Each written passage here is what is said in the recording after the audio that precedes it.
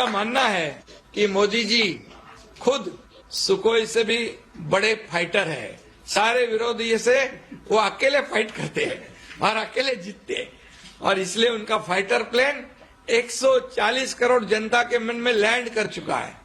मोदी जी इस देश को हवाई जहाज की स्पीड से आसमान की ऊंचाई पर लेकर जा रहे हैं। मां जगदम्बा की कृपा से हमारे देश को ऐसा नेता नसीब हुआ है। इसके लिए हरियाणा में मिले शानदार जीत के लिए मैं उनका फिर से एक बार हार्दिक अभिनंदन करता हूं। मैं जीत को महाराष्ट्र में भी दोहराने और मोदी जी को शानदार जीत का तोहफा देने का वादा करता हूं। धन्यवाद। जय हिंद, जय महाराष्ट्र। धन्यवाद माननीय मुख्यमंत्री महोदय जी। और अब भारत के प्रधानमंत्री माननीय श्री नरेंद्र मोदी जी से मैं सविनय प्रार्थना करती हूं कि आज के इस अत्यंत आनंद के तथा महत्वपूर्ण अवसर पर वे अपनी ओजस्वी वाणी तथा बहुमोल विचारों से हमें अनुग्रहित करें।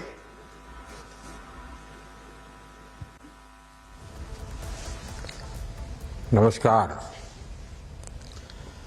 महाराष्ट्र के गवर्नर सीपी राधाकृष्णन जी, मुख्यमंत्री श्रीमान एकनाथ शिंदे जी, केंद्रीय मंत्रिमंडल के मेरे सहयोगी, महाराष्ट्र के उप मुख्यमंत्री श्री देवेंद्र फडणवीस जी, श्री अजित पवार जी, अन्य सभी वरिष्ठ महानुभाव और महाराष्ट्र के मेरे प्यारे भाइयों और बहनों, महाराष्ट्रातील सर्व शिवप्रेमी बंधू भगिनींना माझा नमस्कार। आज महाराष्ट्र को 10 मेडिकल कॉलेज की सौगात मिल रही है।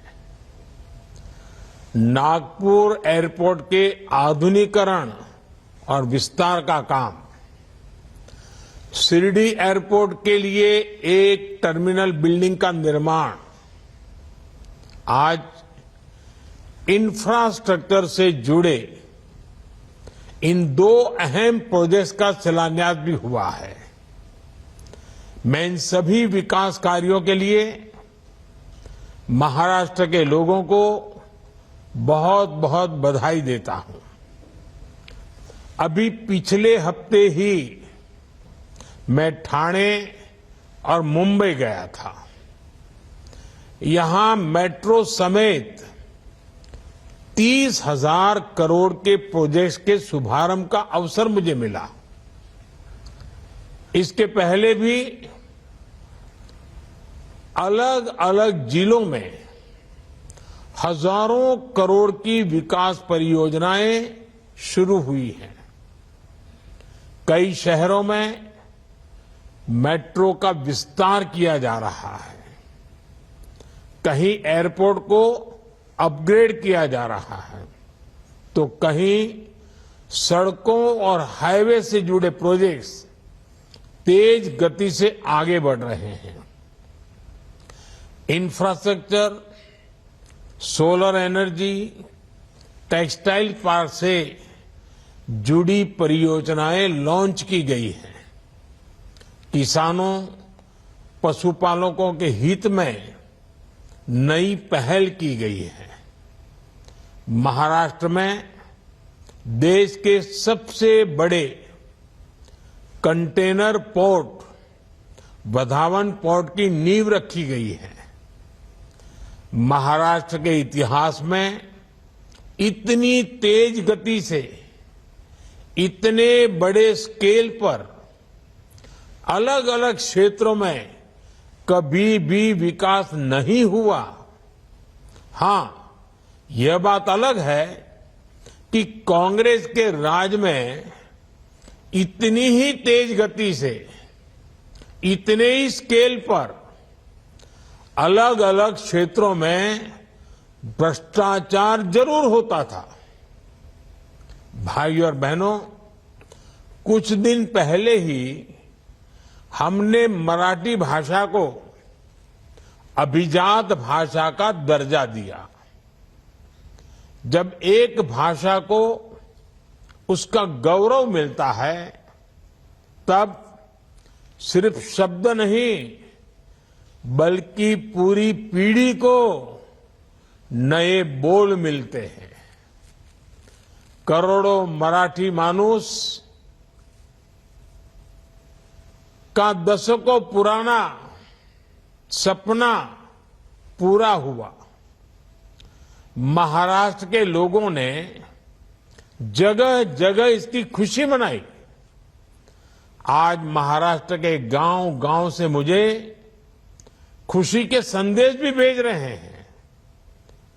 महाराष्ट्र के लोग अपने संदेशों में मराठी को अभिजात भाषा का दर्जा देने के लिए मुझे ढेर सारे धन्यवाद दे रहे हैं।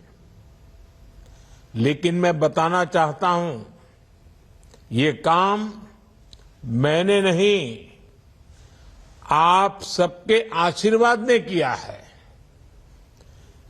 महाराष्ट्र के विकास का हर प्रयास छत्रपति शिवाजी महाराज, बाबा साहब आंबेडकर, ज्योतिबा फुले, सावित्रीबाई फुले जैसी विभूतियों के आशीर्वाद से हो रहा है। साथियों, अभी कल ही हरियाणा और जम्मू कश्मीर के चुनाव परिणाम आए हैं। हरियाणा ने बता दिया है देश का मूड क्या है, मिजाज क्या है। 2 बार कार्यकाल पूरा करने के बाद लगातार तीसरी बार चुनकर आना ऐतिहासिक है। कांग्रेस का पूरा इकोसिस्टम, अर्बन नक्सल का पूरा गिरोह जनता को गुमराह करने में जुटा था, लेकिन कांग्रेस की सारी साजिशें ध्वस्त हो गई। उन्होंने दलितों के बीच झूठ फैलाने की कोशिश की, लेकिन दलित समाज ने इनके खतरनाक इरादों को भांप लिया। दलितों को एहसास हो गया कि कांग्रेस उनका आरक्षण छीनकर अपने वोट बैंक को बांटना चाहती है। आज हरियाणा के दलित वर्ग ने बीजेपी को रिकॉर्ड समर्थन दिया है। हरियाणा के ओबीसी बीजेपी के विकास कार्यों को देखकर उसके साथ है। कांग्रेस ने किसानों को भड़काया, लेकिन किसानों को पता है कि उसे फसलों पर एमएसपी किसने दी।